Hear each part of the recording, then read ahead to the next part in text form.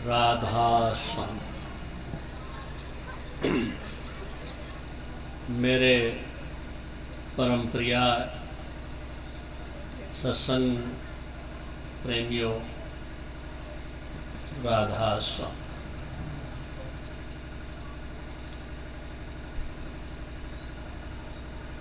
Principal Hiralal जी एवं भाई राजेंद्र सिंह जी के परिवार द्वारा आयोजित सत्संग के ये दूसरी बैठक ग्राम खीरिया पातल सर्व सेवा धाम आश्रम सहारनपुर अलीगढ़ उत्तर प्रदेश में जारी है। रात की बैठक में हमने प्रसंग लिया था कि आप और हम मनुष्य का शरीर धारण किए हुए हैं और मनुष्य जीवन के जीने की शुभ दिशा, यूँ तो हम किसी भी मज़हब के हैं, किसी भी मत के हैं, किसी भी देश के हैं और किसी भी मान्यता और परंपरा के दायरे में जीने वाले हैं और सब अपनी अपनी मति के अनुसार, बुद्धि के अनुसार, नीतियों के अनुसार, परंपराओं के अनुसार अपने जीवन की यात्रा करने में लगे हैं। लेकिन जो हमसे पहले जीवन जी चुके हैं, जिन्होंने जीवन की यात्रा की बहुत सी घटनाओं को अनुभव किया है, बहुत से जीवन के बहुत से परिणाम निकाले हैं, वो हमें अपने अनुभव दे गए हैं और उन अनुभवों के द्वारा हमारे जीवन की शुभ दिशा कौन सी होती है और हमारे जीवन का अंत सुखांत कौन से जीवन की दिशा से होता है, ये हमें हमारे महापुरुष संत सद्गुरु अपने अपने समय पर देते चले आए हैं। बस जो बेहोशी की जिंदगी जीने वाले हैं, चाहे वो अज्ञानता की जिंदगी, अज्ञानता की बेहोशी में है, चाहे वो किसी मतांधता मत की आंखों का अंधानुकरण के बेहोशी की जी रहे हैं, चाहे वो अपने अंदर अवगुण पैदा करके शराब मांस आदि के अवगुणों से अंधे होकर के अपनी दिशा से भटक गए हैं। उनको दिशा का बोध नहीं होता, लेकिन जो होश की जिंदगी जीते हैं उन्हें संत सतगुरु जीवन की दिशा देते हैं और शुभ दिशा जिसका अंत, जिसका परिणाम सच्चा सुख, सच्चा शांति, सच्चा प्रेम, सच्चा ज्ञान, सच्चा मोक्ष, सच्चा आनंद होता हो, वह सत्संग ही दिशा है। और सत्संग में भी पूरी दुनिया के सारे आयोजन होते हैं, तरह तरह के अनुष्ठान होते हैं, लेकिन सत्संग भी उन जीते जागते महापुरुषों का जो समय के अनुकूल समस्याओं का निराकरण करते हैं, उनका यानी वर्तमान समस्या का समाधान वर्तमान होता है। ऐसे ही वर्तमान जीवन की दिशा का ज्ञान वर्तमान अनुभवियों से होता है। तो रात की दिशा ली गई थी, मनमुखता की दिशा नहीं, गुरुमुखता की दिशा हो। अब जो हम प्रसंग लेके चलते हैं, गुरु जीते सब हैं, लेकिन जीने का सलीका सबको नहीं होता।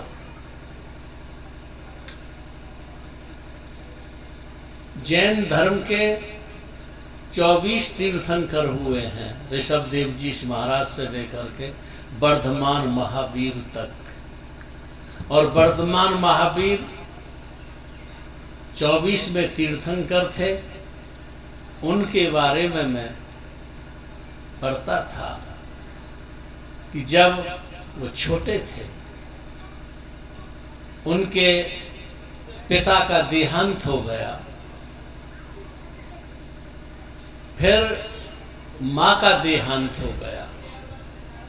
जब माँ का देहांत हो गया और दाह संस्कार करके आ रहे थे तो बड़े भाई से भगवान महावीर जी ने कहा, मैं सन्यास ले लूं, क्या मैं सन्यास ले लूं?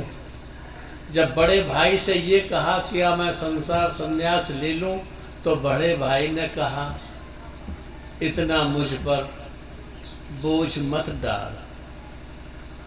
पिता गुजरे थे, अब माता गुजर गई हैं, मैं बिना संरक्षक के अनाथ हो गया हूँ, मेरे ऊपर कोई बुजुर्गों का साया नहीं रहा है, और तुम भी कह रहे हो कि मैं सन्यास ले लूं, ऐसा मुझ पर बोझ मत डालो। भगवान महावीर चुप हो गए, रहने लगे। लेकिन उनका रहना एक ऐसे था जैसे हम ये दीवार बना लेते हैं मकान की, चारों तरफ से दीवार बना लेते हैं, इस सीमा को जो खाली जगह है इसे हम मकान कहते हैं। घड़ा होता है, घड़े की मिट्टी की सतह दीवार होती है, भीतर खाली जगह है, वो खाली जगह ही तो घड़ा है, ये खाली जगह ही तो मकान है, ये दीवार तो इसकी परिधि है, इसकी सीमाएं हैं, सीमांकन है। तो जो महापुरुष आते हैं दुनिया में वो जीते हैं, जैसे गुरु नानक देव जी ने कहा था, जैसे जल में कमल निराला मुर्गा भी निशान है। जैसे जल में रहते हुए भी कमल का पत्ता, कमल जल से रहित रहता है, उस पर कम पानी नहीं ठहरता, ऐसे ये महापुरुष दुनिया में आते हैं। लेकिन ऐसे आते हैं जग में हैं पर दिखते जग में हैं, लेकिन होते कहीं अन्यत्र हैं, कहीं दूसरी दुनिया में होते हैं। शरीर इस दुनिया में होता है, लेकिन इनका चेतना, इनका स्थित होना किसी दूसरी दुनिया में होता है। तो भगवान महावीर मकान में रहते थे, ऐसे रहते थे जैसे अनुपस्थिति है, जैसे यहाँ कोई है ही नहीं। दीवार है, मकान है, खाली है, कोई भी नहीं है, किसी से कोई क्या कह रहा है, कोई भागीदारी नहीं भगवान महावीर की, कोई भागीदारी नहीं, कोई किसी से कुछ वो नहीं, बस हैं मगर अलग हैं, किनारे पर हैं। जब ऐसे उनकी भाव दशा देखी भाई ने, हैं घर में लेकिन यही पता नहीं कि है या नहीं है, किसी भी लाभ से, किसी भी हानि से, किसी भी मोह से, किसी भी प्यार से, किसी भी नीति से, किसी भी मकान जिम्मेवारी से कोई तालमेल नहीं था, बस हैं लेकिन नहीं है। तो बड़े भाई ने कहा, अब मैं तुम्हें रोक करके अपने सिर पर पाप करना नहीं चाहता, अब तुम मेरे घर में रहते हुए भी नहीं हो। मैं सोचता था मेरे साथी हो, मेरे भागीदार हो, मेरे भाई हो, लेकिन मैं तुम्हारे होते हुए भी अकेला हूं। अब तुम संन्यास ग्रहण कर सकते हो, जा सकते हो, मैं तुमको रोक करके पाप में भागीदार नहीं बनना चाहता। और वर्धमान महावीर भगवान चले गए, क्षुद्र से पूर्णता की ओर चले गए, अपने जीवन को अंधकार से प्रकाशमय बनाने के लिए चले गए और निर्वाण की दिशा को चले गए। और वह समकालीन थे भगवान बुद्ध के, समकालीन थे। जब भगवान बुद्ध बैठे थे गया में बोधि वृक्ष के नीचे, तब वर्धमान महावीर ने दिशा सूचक पत्र लिखा था उनको, और वो वाणी बहुत प्यारी है, बड़ी सार गर्भित है। आप भी देख सुनना उसको। भगवान महावीर ने भगवान बुद्ध को दिशा सूचक पत्र लिखा था कि नदी पार कर छोड़ किनारा पकड़े मत बैठे हो शब्दों को। जब तुम किसी नदी के तट से उस तट पर पहुंच जाते हो, इस किनारे से उस किनारे पर पहुंच जाते हो, तो तट को पार करने के बाद उस किनारे पर ही मत बैठे रहो। यह किनारा वह किनारा नदी का किनारा ही है। किनारे से आगे बढ़ो जहां दूसरी दुनिया शुरू होती है। समझ रहे? नदी पार कर छोड़ किनारा पकड़े मत बैठो शब्दों। ये दिशा सूचक बदलता। इसके माध्यम से भगवान महावीर की उपदेशना के माध्यम से मैं आपको एक जगह ले चलना चाहता हूं। देखो, तुम जीवन जी रहे हो, तुम कहां खड़े हो, अपने भीतर कहां खड़े हो, तुम्हारा स्थान कहां है, तुम्हारी दिशा कहां है, और तुम्हारा यात्रा का कदम कहां है, तुम नहीं जानते। मैं पढ़ता था, सुनता था, एक आदमी शिकार खेलने के लिए पहली बार जंगल में गया, और जब जंगल में शिकार खेलने के लिए गया तो उस एक दुकान पर वह शिकार का सामान खरीदा उसने। उसे कंपास कहते हैं। बड़े बड़े जो विदेशों से आते हैं लोग, मैंने देखा है कई विदेशियों को अपने क्षेत्र में, विदेशों से आते हैं लोग घूमने के लिए, और वह अपने पास कंपास रखते हैं, दिशा बोध कंपास। वो जब जाते हैं तो कोई चिन्ह बनाते चले जाते हैं ताकि हम भटक न जाएं, लौटते समय अपने गंतव्य पर वापिस आ जाएं। कंपास कहते हैं। उस दुकानदार ने कंपास दिया उस शिकारी को। उसमें उसके जूते थे, हथियार थे, कपड़े थे, बहुत थी और था, सारा बात थी। लेकिन जब वो कंपास को लेकर के खोलने लगा, देखने लगा, जंगल की ओर जाने से पहले कंपास खोला तो उस कंपास में उसको एक दर्पण, एक शीशा मिला। उसने जब शीशा मिला तो दुकानदार से कहा, भाई साहब, ये और चीजें तो समझ में आती हैं कि मुझे शिकार के समय इनकी जरूरत पड़ेगी, ये चिन्हित करने के लिए भी तुमने मुझे दे दिया है सब कुछ, लेकिन ये शीशा रखने की क्या जरूरत थी? इस शीशे का महत्व नहीं समझा मैं। तो उस दुकानदार ने कहा, ये शीशा इसलिए है कि तुम्हें ये और चीजों का ज्ञान कराएगा।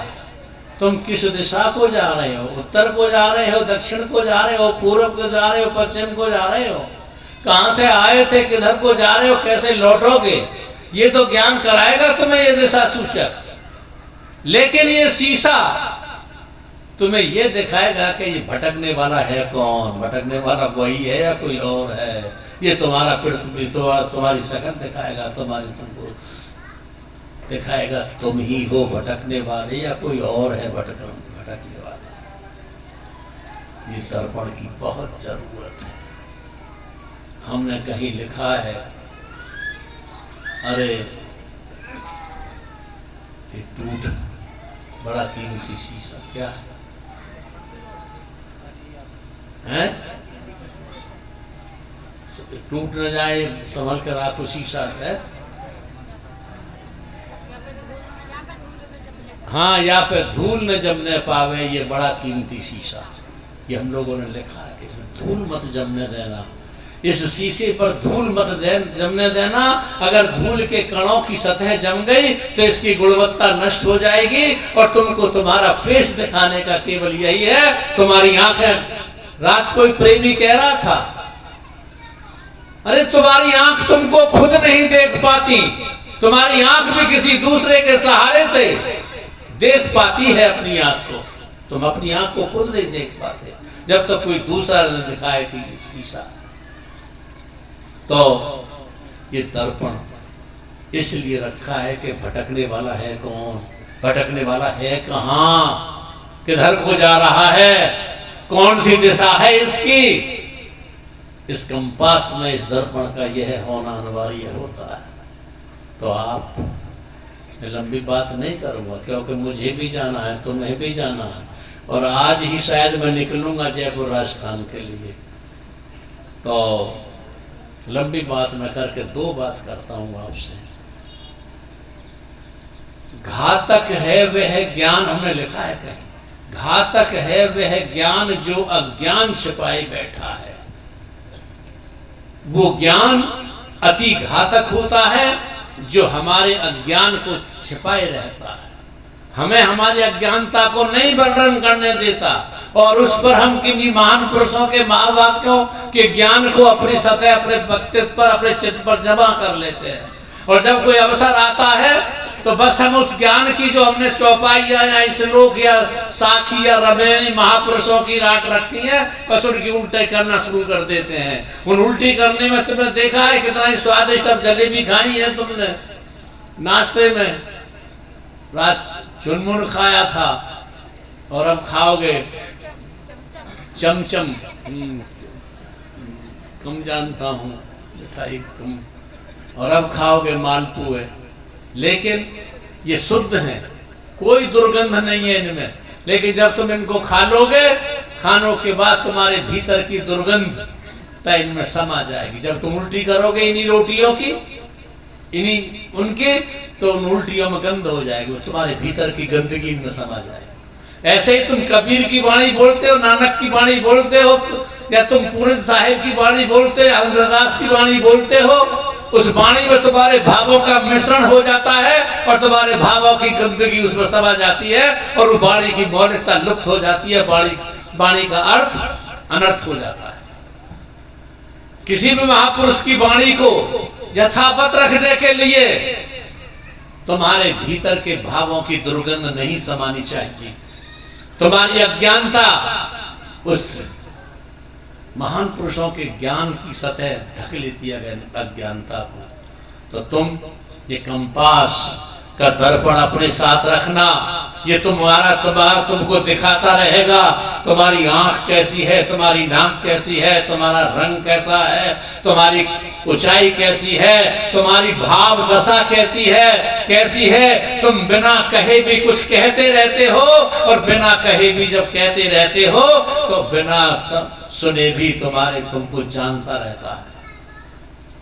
तो आप सत्संग करो, जग जाने जग में रहे रहे जगत से न्यारा, कहें कबीरता दास की कौन पाएगा पारा।